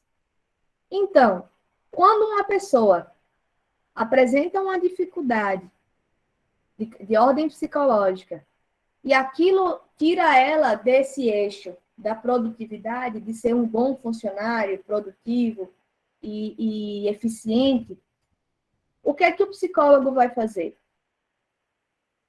A princípio, ele vai escutar essa pessoa e vai tentar entender o que é que está produzindo aqui aquele efeito. Mas nesse movimento de escuta, será que esse psicólogo vai ter o poder de chegar lá para o chefão dele, para o dono da empresa e dizer assim, veja, é a lógica de trabalho que se estabelece nessa empresa que está produzindo o adoecimento desse funcionário e de vários outros? Não. O que ele vai fazer é pensar como é que ele vai trabalhar com aquele sujeito, e aí percebam que eu estou usando o conceito de sujeito justamente porque eu já estou entrando em outro campo conceitual, né? Que é de entender que quando a gente escuta essa pessoa, a gente já não está mais tomando ele como indivíduo. Pelo menos essa é a perspectiva ética da psicologia. A gente não está mais tomando ele como esse indivíduo que está ali configurado né, que precisa ser reconfigurado para ficar nos eixos. Mas a gente escuta ele no sofrimento dele. E aí, mas mesmo assim, mesmo com essa perspectiva ética, com esse cuidado que eu tenho de fazer uma escuta e de entender que existe um sofrimento posto ali, a solução que eu tenho para dar, né, que não sou eu que vou dar, mas assim, a solução que a minha escuta vai proporcionar é uma solução individual. E aquela pessoa ela vai tentar encontrar as estratégias para ela conseguir funcionar melhor, apesar de toda a opressão que ela está sentindo naquele contexto de trabalho. Aí vocês podem dizer assim, professora, mas numa empresa em que um só adoece, não é a empresa. Às vezes é. Mas é como é que esse processo de opressão ou esse processo de trabalho consegue ser melhor manejado por algumas pessoas e outras não conseguem tanto. Ainda assim, eu não posso responsabilizar essa pessoa. Mas, ao mesmo tempo, se ela que está em sofrimento, é ela quem vai ter que pensar aí qual estratégia que ela vai usar para tentar lidar com esse sofrimento. E essa estratégia poderia ser até uma demissão, ela pedir demissão. Apesar de que a gente sabe que na situação de Brasil hoje, para alguém pedir demissão, ela precisa ser muito privilegiada, né? Ela precisa ter outros níveis de suporte e não se aplica a todo mundo, a todo brasileiro médio, né? Então, não sei se esse exemplo ajudou muito, porque eu acho que eu circulei em muitas questões, mas eu vou tentar agora focar para vocês entenderem. A questão que eu estou trazendo aqui é que, a partir dessa perspectiva, ainda que a gente tenha uma postura ética, né, diante da escuta desse sujeito, entender que tem um sofrimento ali e que eu estou ali para acolher aquele sofrimento, a partir do momento que eu sou um funcionário da empresa e que a minha função é garantir que as pessoas estejam bem o suficiente para produzir, quando eu faço essa escuta, o que eu estou promovendo é o objetivo da empresa de encontrar formas de você ser mais produtivo a despeito do que você esteja sofrendo, né? Que foi o exemplo que eu dei do Enem. Veja, o Enem é uma estratégia nacional. Todo e qualquer estudante brasileiro vai precisar se submeter a essa lógica se quiser entrar na universidade pública, certo? Ou se quiser entrar na universidade com bolsa. Beleza. Isso significa dizer que eu vou ter que dar meus pulos para dar conta dessa lógica. Eu, enquanto indivíduo, certo? Porque se está colocado para todo mundo, eu vou ter que dar meus pulos. E aí, o que é que eu faço? Eu vou lá e procuro um psicólogo, porque eu, na minha individualidade, não estou dando conta. E eu preciso encontrar uma estratégia pessoal para dar conta, porque isso está posto e acabou-se. Fale, Jefferson. Professora, quando uma pessoa ela está em uma terapia, uma conversa com o psicólogo, ela é tratada como indivíduo, isso porque ali está sendo meio que posto um sofrimento meio que individual. Isso? Não, veja, é porque isso essa discussão aqui, eu entrei para trazer um exemplo, mas um exemplo sempre produz, né, traz outras discussões. Essa discussão aqui entra já em outra questão, porque é o seguinte: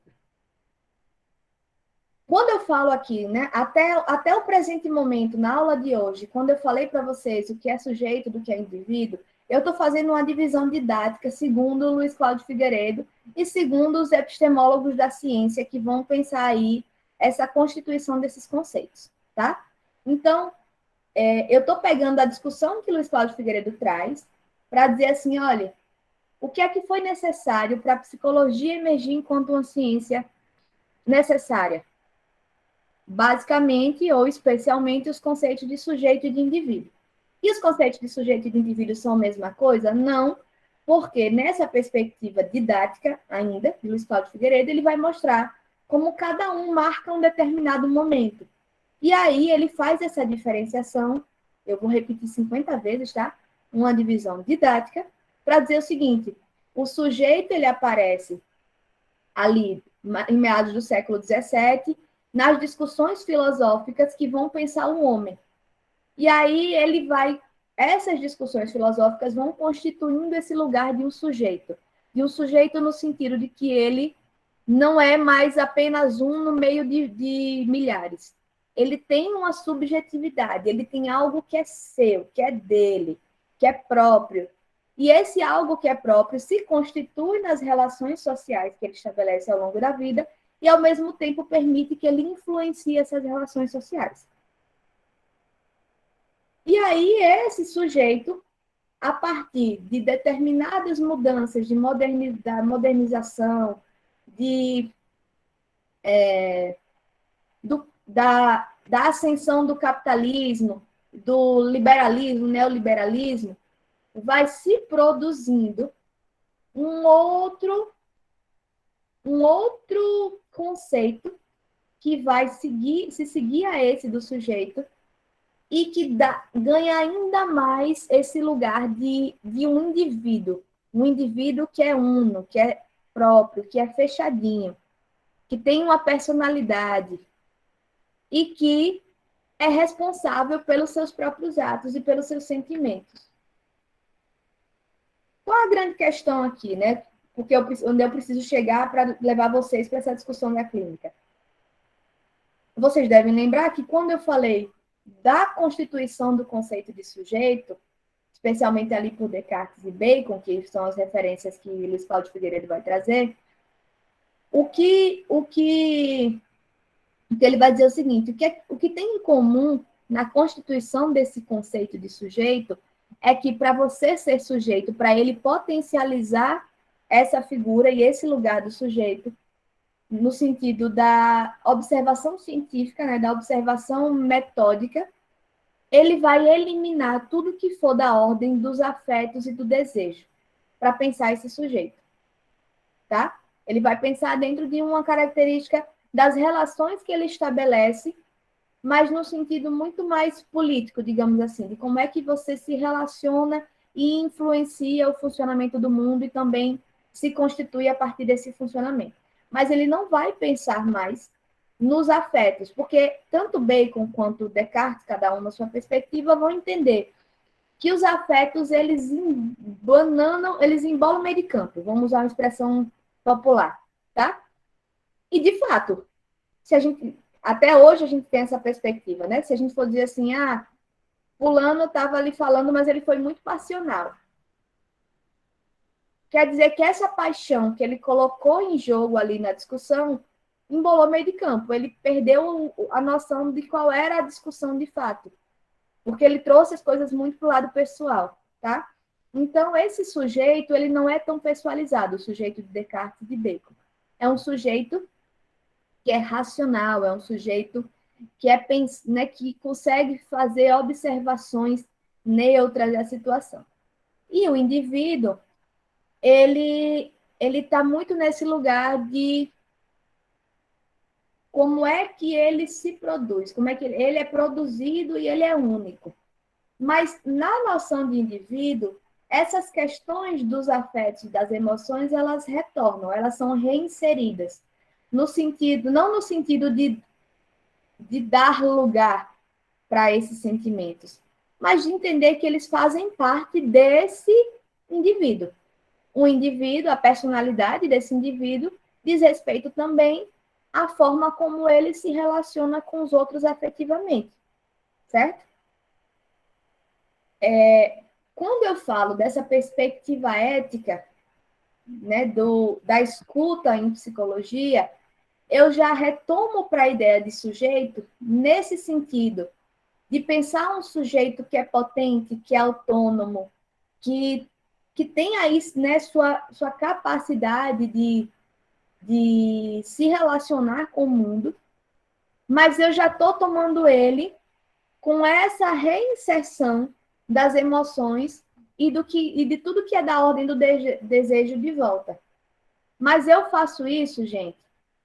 Eu não posso falar que eu faço isso porque a psicologia faz isso. Eu faço isso a partir da minha perspectiva, que é a perspectiva da psicanálise. Isso é um movimento que a psicanálise vai fazer. A psicanálise ela vai resgatar essa noção de sujeito e ela vai reinserir tudo que é da ordem do afetivo e do irracional nesse sujeito.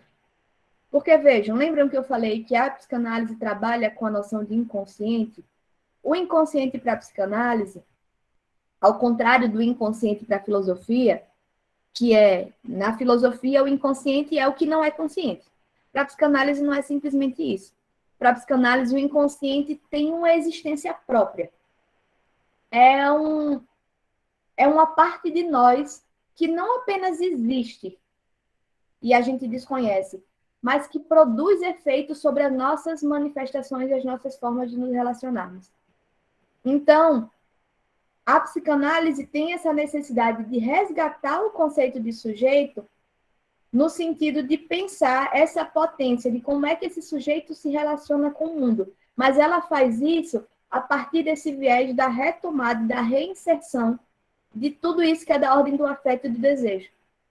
E aí, quando eu falo dessa ética, né, que é importante a gente ter essa perspectiva ética de entender aquele sofrimento daquela pessoa, de entender ele enquanto sujeito, porque ele é um sujeito que sofre, que tem uma questão, que traz uma demanda, é nesse sentido. Eu estou retomando essa perspectiva subjetiva, no sentido dessa potência, dessa possibilidade de mudar o mundo, de influenciar o mundo, de se relacionar com esse mundo, e reinserindo isso que é da ordem do afeto e do desejo, tá?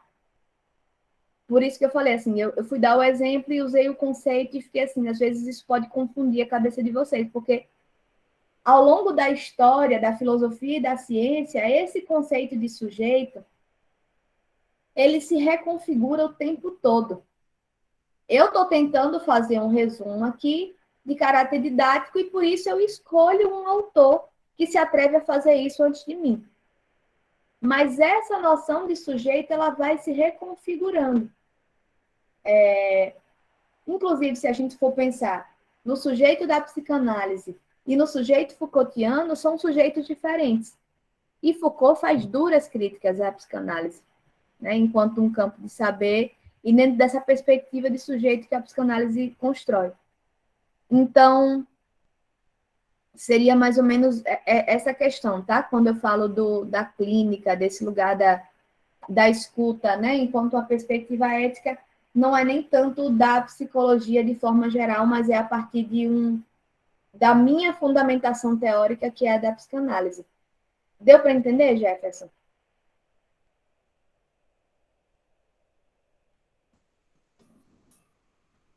Deu sim, professora.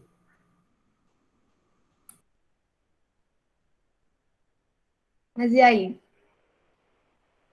O que é que vocês têm aí para me dizer agora, depois desse caminhão, dessa avalanche de informação e de conceito?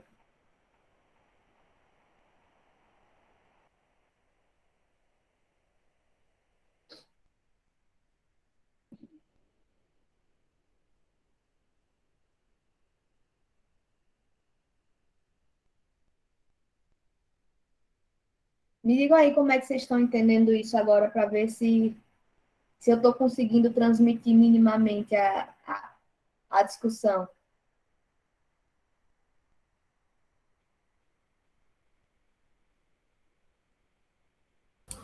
Professora, eu acho que depois desse debate e essa explanação, eu vou refazer essa leitura, porque como eu não vi o texto, aí eu vou entender que a inserção do indivíduo na sociedade, que cabe na atual conjuntura a ele próprio, onde está o dilema, no caso, né? Ele conseguir se inserir nesse atual contexto. Então, eu vou procurar fazer uma leitura mais minuciosa depois da explanação, para eu poder entender e assimilar bem o papel tanto do indivíduo como do sujeito no meio social, em todos os campos da sociedade, né? Mas quando você fala do dilema, você entende que o dilema é de quem, Luiz? Dele próprio, no caso, dele conseguiu se inserir, né? Dele conseguir se inserir na sociedade, buscar os objetivos, né? Seria mais ou menos por aí? Porque, veja, em primeiro lugar, eu vou reforçar muitas vezes isso, tá? Essas divisões, elas são sempre muito didáticas, né? Elas são para fins de explanação. As coisas não acontecem assim, né? A gente não consegue dizer agora é assim, depois é assado, né? As coisas elas vão progressivamente ganhando sentido. E aí, didaticamente falando, a posteriori, epistemólogos, historiadores, cientistas em geral, vão dizer assim, olha, é assim que se divide. Mas quando a gente faz essa divisão, é muito menos no sentido de marcar a importância de que entenda qual é tal conceito X ou conceito Y, mas de entender quais as implicações e os efeitos que essas mudanças trazem para as nossas formas de vida. E nesse caso aqui, da nossa disciplina, junto com essa compreensão das implicações e dos efeitos que isso traz para a nossa forma de vida, eu quero que vocês consigam entender, ou pelo menos vislumbrar, que há também implicações e efeitos para a forma que a psicologia se constitui enquanto teoria e de que forma a gente consegue ler esse que pode ser um sujeito ou um indivíduo, tá? Então, Beleza. É porque, assim, a questão do dilema, né? Eu gosto, inclusive, dessa palavra que você usa, do dilema, porque eu acho que o dilema coloca a gente numa certa encruzilhada, né? A gente se vê ali com dois caminhos e diz, e agora? Para onde é que eu vou? E me parece que o dilema, ele é muito mais da própria psicologia do que do sujeito em si, sabe? Nesse sentido que o colega perguntou logo no início da aula, e eu falei que eu ia dar spoiler, né? Que a grande tese de Luiz Cláudio Figueiredo, que é o que ele está tentando marcar aqui, é justamente que a psicologia vive nesse dilema. Ela vive nessa crise. E não é crise porque deu errado, não é crise porque não faz sentido, mas é crise porque a gente está sempre nessa encruzilhada de saber para onde é que eu vou, para que lado eu levo. Então, algumas correntes da psicologia vão caminhar muito mais para o lado de uma ciência, no sentido de prezar por um método objetivo, né, até com base nas ciências naturais, matemáticas, etc. E outras teorias, outras correntes da psicologia vão prezar muito mais para valorizar esse caminho da subjetividade, da individualidade e de que tipo de método que a gente vai construir para ler isso. Vamos lá, deixa eu trazer para vocês, né, já que eu estava falando aqui da psicanálise, e vocês vão ver que volta e meia eu falo da psicanálise porque é o campo que eu atuo, é o que eu mais estudo e acontece que eu tenho mais segurança para falar, então acho que fica mais fácil de eu trazer as referências dentro do campo da psicanálise. Mas, peraí, o que eu queria dizer? Sim, do dilema, né? Dessa encruzilhada aí que a gente está. A psicanálise, por exemplo, ela vai muito mais por esse caminho da subjetividade. Tanto que, até hoje, a gente se debate muito com essa questão de, tá, e a psicanálise é uma ciência mesmo? E a gente vai perguntando, a psicanálise tem objeto? Tem método? Tem qual o problema que ela se propõe a entender? Qual é a questão que ela está respondendo? Então, a gente vai colocando isso, e aí vem a pergunta final que mata tudo, que a gente consegue responder todas, mas depois diz assim, tá, e se eu aplicar o seu método que você aplicou em Aracaju em 2020, e eu aplicar esse mesmo método na China em 2030, eu consigo encontrar o mesmo resultado? Não. Então, isso é ciência? Eu diria que é, mas realmente você pode questionar, né? tem um problema que se coloca aí, tem um dilema que se coloca. Mas a ciência assim, ela tem uma evolução também, né? Há novas pesquisas dentro da ciência que faz tanto a psicologia, a psicanálise, o ser humano sujeito, há uma evolução. Então, com certeza, essa E ciência... é isso, aí veja, quando a gente pensa no método, por exemplo, um método que a psicanálise usa muito é o método de estudo de caso. Veja, um estudo de caso que eu faço aqui nunca vai ser o mesmo, a resposta que você vai ter com outro caso nunca vai ser a mesma. Mas ele dá, sim, uma referência, ele consegue produzir um aspecto de teorização que ajude você, que vai atender do outro lado do país, a entender aquela mesma questão. Gente, eu faço isso com Freud. Eu, às vezes, estou atendendo um paciente e aí eu me vejo numa dessas, né, num desses momentos que eu faço, meu Deus, e agora? Eu vou para onde com esse paciente? Aí, vou lá, eu tenho supervisão, o meu supervisor diz assim, lê tal texto de Freud. E aí eu vou lá e leio um caso clínico de Freud, que é um estudo de caso que ele faz. Veja, aquele caso ele atendeu no século XX, no início do século XX. Eu estou no início do século XXI, 100 anos depois. Mas, embora o meu caso não seja igual, eu não vou tratar do mesmo jeito, mas quando ele consegue me explicar de que forma ele conseguiu ler aquela questão e que tipo de pergunta que ele fez, isso me ajuda a destravar algumas questões que eu preciso fazer. Então, eu consigo produzir. É ciência, sim, porque ele está me ensinando, a partir de um método, de que forma eu consigo ler essa questão. Entende? Então, assim, escapole dessa lógica, dessa ciência que pode ser replicada, porque a gente não replica igualmente, mas, ao mesmo tempo, consegue se sustentar enquanto ciência, porque, de fato, dá uma referência, né? Consegue dar essa referência de que forma que eu consigo trabalhar com esse caso.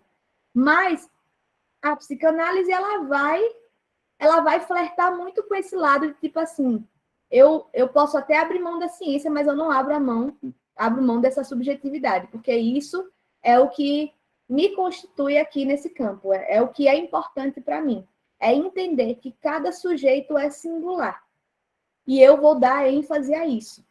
E quando eu faço isso, eu posso muito bem acabar ignorando alguns preceitos que ainda são tradicionais e ainda são considerados como científicos. Então, a comunidade científica pode olhar para mim e dizer assim, eu não legitimo o seu trabalho enquanto cientista. Você pode até ser psicóloga, você pode até ser psicanalista, mas você não é cientista, sabe? E essa discussão, ela faz parte do mundo da psicologia. A gente está às voltas com isso o tempo inteiro. Deixa eu ver aqui. Jefferson levantou a mão, não foi? Para falar? Era só para falar a mesma coisa que Luiz Adalberto já tinha falado já. A questão de que até a ciência em si, por exemplo, a bioquímica, ela muda com o passar do tempo. Não é que ela muda, é que vai se aperfeiçoando. É a mesma questão aí da psicologia. Sim. Jefferson, você é de que área mesmo? Da odonto. Jefferson, você pode falar mais, viu? Eu gostei dessa brincadeira de pensar aí na bioquímica como algo que também muda, porque às vezes eu acho que essa crise é só minha. Eu me sinto muito solitária na psicologia. Não minha Carolina, né? Minha enquanto psicologia. Me conta aí, como é que está isso na área da bioquímica? Então, é basicamente o que eu falei, é bem resumidamente. De tipo, a gente pronto, teve a descoberta da célula. E aí, aos poucos, foi descobrindo mais e mais coisas acerca dela. E é como se, com o passar do tempo, fosse detalhando mais a célula, entendeu? Então, não é meio que uma mudança brusca, é um aperfeiçoamento. A mesma coisa se dá com a questão da psicologia, como você falou, no Brasil aqui e na China em 2030. Não é que a psicologia ela teve uma mudança brusca, mas é que ela se aperfeiçoou. Mas veja, tem aí uma diferença que eu acho que é importante da gente marcar.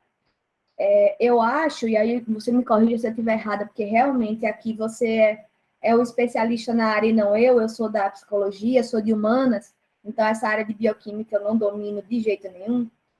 Mas o que eu entendo, inclusive da sua fala, é o seguinte: nessa área, né, na área mais exata, né, como a bioquímica é um bom exemplar, o progresso da ciência, como diz esse nome que eu escolhi propositalmente, é evolutivo. É isso, a gente se trata de progresso. É algo no sentido assim, eu tenho uma compreensão hoje e no processo de estudo e de aprofundamento eu vou ampliando essa compreensão.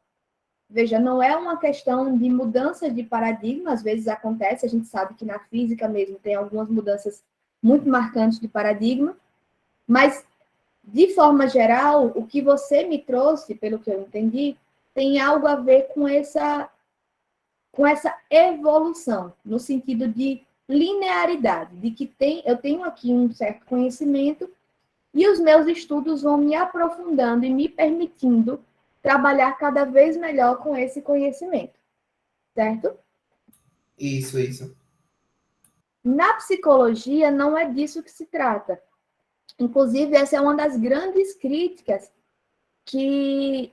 Rapidinho, gente, desculpa. Estou ouvindo aqui um barulho esquisito. Achei que era o telefone tocando. Enfim, na psicologia, inclusive é o que Luiz Cláudio Figueiredo vai marcar ao longo desse texto, é diferente. Porque ele diz assim, não é uma questão evolutiva. Não é que eu tenho hoje uma perspectiva X e aí dos meus estudos eu aprofundo e melhoro essa perspectiva. Não. É que, a depender dos processos sociais nos quais eu me baseio e nos quais eu me sustento para pensar essa concepção da psicologia, eu vou construir problemas completamente diversos e respostas igualmente diversas. Entende? Então, quando eu digo que, numa perspectiva de metodológica de estudo de caso, a resposta que eu encontrar aqui, eu não tenho como encontrar do outro lado do mundo, é no sentido de que os processos sociais que sustentam as minhas possibilidades de leitura de mundo, lá, são completamente diferentes daqui. Então, os problemas que são colocados lá são completamente diferentes dos daqui. Aí você vai dizer assim, professora, mas a gente vai estudar um monte de autor que é europeu, que é americano, que é... E se a gente usa aqui é porque faz algum sentido. Sim, verdade. Mas é como eu estou falando, faz sentido na perspectiva de que tem ali um certo saber que eu consigo me apropriar, que eu consigo pensar sobre esse indivíduo ou sobre esse sujeito. Aqui eu estou praticamente usando como uma coisa só, tá? E eu vou conseguir construir aí uma base de compreensão e uma forma de atuação com aquela pessoa, com aquele, né, indivíduo ou sujeito. Entende? Mas a questão da psicologia e das ciências humanas em geral é que elas estão atreladas diretamente, muito intimamente, com os processos sociais. E se eu desconsidero esses processos sociais, eu não estou falando de ciências humanas. Eu também estou desconsiderando essa perspectiva humana que atravessa essas relações. Por isso que essas mudanças, né, quando eu falo dessas mudanças, na psicologia é diferente de quando a gente pensa, pelo menos nesse exemplo que você deu da bioquímica, né? Porque nesse exemplo que você deu, tem aí um processo de evolução mesmo. E cada pesquisador vai adicionar e acrescentar do que o outro tinha. Então, por exemplo, se a gente pensa aqui, é uma outra área, mas assim, se a gente pensa nos estudos pela cura do câncer, né, que foi um exemplo que a gente deu semana passada. Cada estudioso, ele vai adicionar. Ainda que a pessoa vá por um caminho diferente, vá por um problema diferente, o objetivo final dela é de tentar achar essa cura. E cada pesquisa dessa vai adicionar e vai complementar a anterior no sentido de pensar estratégias e alternativas de cuidado e de cura diferentes. Diferente da psicologia. A psicologia vai construir formulações distintas, que vão pensar o homem de formas distintas, em perspectivas distintas. E isso é o que produz essa ideia de multiplicidade na psicologia, e, ao mesmo tempo, produz essa suspeição da psicologia enquanto ciência, porque a gente está sempre em estado de suspeita. Os cientistas mais puristas, epistemólogos, sejam racionalistas, sejam empiristas, eles vão sempre colocar em suspeita a cientificidade da psicologia, justamente porque a gente não tem uma verdade, a gente não tem uma proposta que está sendo melhorada e que está sendo incrementada e aprofundada. A gente, a depender do momento, a depender do que a gente esteja vivendo, a gente vai formulando perguntas diferentes e vai encontrando formas diferentes de responder essa pergunta. Deu para entender a grande diferença e onde é que a coisa se complica e onde é que a crise se coloca? Eu sim, professora. Muito esclarecido. Fale, Luiz, já estamos acabando nossa aula, mas diga aí. Eu sei, só para dar um toque final.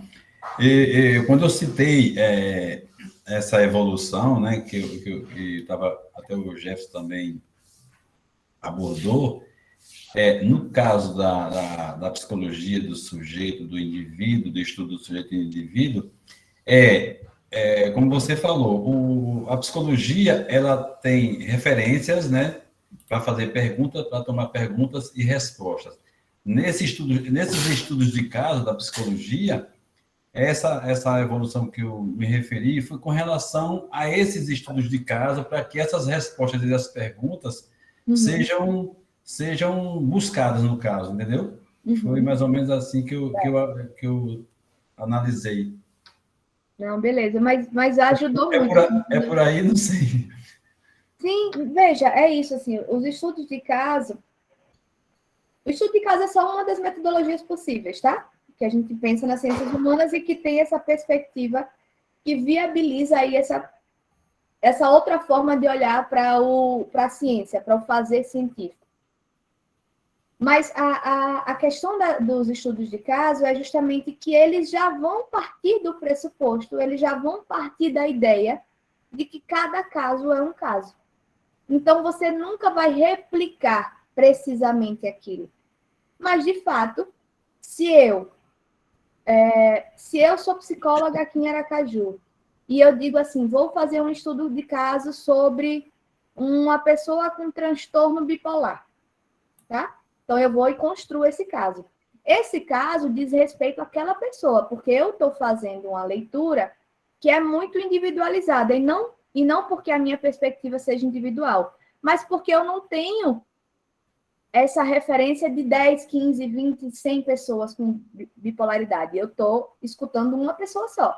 Então, eu preciso dar esse caráter de individualidade, porque, de fato, eu não estou falando por uma população, eu estou falando de uma pessoa. Mas outra pessoa que está lá no Rio Grande do Sul e que está estudando também, que está atendendo também alguém com bipolaridade, pode ler meu estudo de caso e dizer assim, isso aqui é semelhante. Essa pessoa vai encontrando as semelhanças e nas discussões e nos questionamentos que eu faço, ela pode se fazer outras questões dentro da história daquele sujeito. E, a partir disso, a gente, inclusive, pode pensar, e isso existe, né? De dizer assim, olha, as pessoas com bipolaridade têm isso em comum. E isso pode ser feito tanto no sentido de uma pesquisa que não faça por estudo de caso, mas que pegue um universo mais amplo de pessoas bipolares, ou também, e essa pessoa, quando vai escrever, que vai fazer essa pesquisa com um universo maior, ela pode muito bem lançar mão desses estudos de casos mais individualizados para conseguir fazer essa referenciação, entende?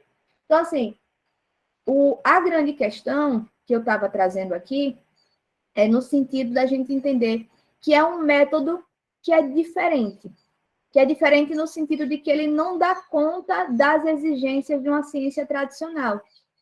E isso, às vezes, coloca a psicologia sob suspeição. no sentido de, tá, isso faz sentido, mas veja, não é só a psicologia. A história, por exemplo, trabalha muito com um método chamado de história de vida, ou de narrativa de vida. E isso diz respeito a você escutar uma narrativa e de você fazer uma história a partir dessa perspectiva. É o mesmo problema do estudo de caso na psicologia, entende? Ele vai ficar sob suspeição dentro dessa perspectiva tradicional da ciência. Mas isso não quer dizer que não seja uma ciência, né? E aí eu acho que o que a gente tem feito, né, nós das ciências humanas, a gente tem conseguido construir essa nova perspectiva de ciência que consegue comportar essas maneiras diferentes de construir conhecimento, de construir saber. Entende? Pronto, tranquilo, vida. Eu também estou encerrando, tá? É só porque a conversa ficou boa, a discussão foi ficando boa e a gente foi ficando, né? Mas a gente encerra por aqui. Gente, deixa eu dizer só uma coisinha rápida. Vocês notaram, né? Obviamente que a gente vai continuar com esse texto na próxima aula. A gente basicamente só passou pela discussão aqui do sujeito e indivíduo, mas tem outras discussões que são importantes, né? E que complementam isso. E aí, além desse texto de Luiz Cláudio Figueiredo, eu estou usando como referência base para dar aula para vocês um outro texto que é de Arthur Arruda Leal, que é desse livro aqui, não sei se vocês conseguem ler, História da Psicologia, Rumos e Percursos. É o primeiro capítulo desse livro, que, na verdade, ele é o editor, e é um capítulo que vai fazer aquela referência à zona a todas as discussões que tem ao longo do livro, tá? Só que ele não faz isso dizendo assim, capítulo 1 faz isso, capítulo 2 faz aquilo, capítulo 3 faz aquilo. Não, ele faz uma discussão sobre a psicologia enquanto ciência, e ele vai referenciando os capítulos para a gente poder entender qual capítulo desenvolve melhor aquela discussão. Eu tinha pensado de passar esse texto para vocês, ao invés do texto do Luiz Cláudio Figueiredo, porque ele é de leitura mais fácil, mais fluida, menos densa, né? Melhor dizendo. Só que, por outro lado, ele tem mais de 40 páginas. É um texto longo. Então, o que é que eu fiz? Eu li esse texto para ajudar mesmo, né, nessa compreensão, para eu usar ele como uma referência alternativa para ajudar vocês a entenderem a discussão. E passei o texto do Luiz Cláudio Figueiredo, que é um texto mais curtinho, embora seja muito condensado, mas ele é mais curtinho, e eu entendo que com a minha aula, com a minha explicação, talvez ele se torne mais compreensível. Professora, mas a gente pode dar uma olhadinha no primeiro capítulo dele, né? Então, mas é isso que eu ia dizer. Mas, para quem se interessar, para quem tiver com tempo, disposição, disponibilidade, não é leitura obrigatória. Eu vou colocar esse texto como leitura alternativa, como opcional. Quem já tiver lido de Luiz Cláudio Figueiredo e disser assim, estou com tempo, estou com vontade, estou com disposição, quero ler o outro texto que a professora está usando, vai ter ele disponível. Eu vou colocar ele agora lá no vocês sabem onde? No Classroom. No Google Classroom, para vocês terem ele disponível, tá? E aí vocês leem se vocês quiserem, se acharem que podem, se acharem que querem, se tiverem tempo e disposição. Não é obrigatório, é uma leitura complementar, mas que é a que eu estou usando como referência aqui para fazer essa discussão com vocês. Então, volta e meia, eu vou fazer referência a Luiz Cláudio Figueiredo, mas vou fazer referência a esse livro também.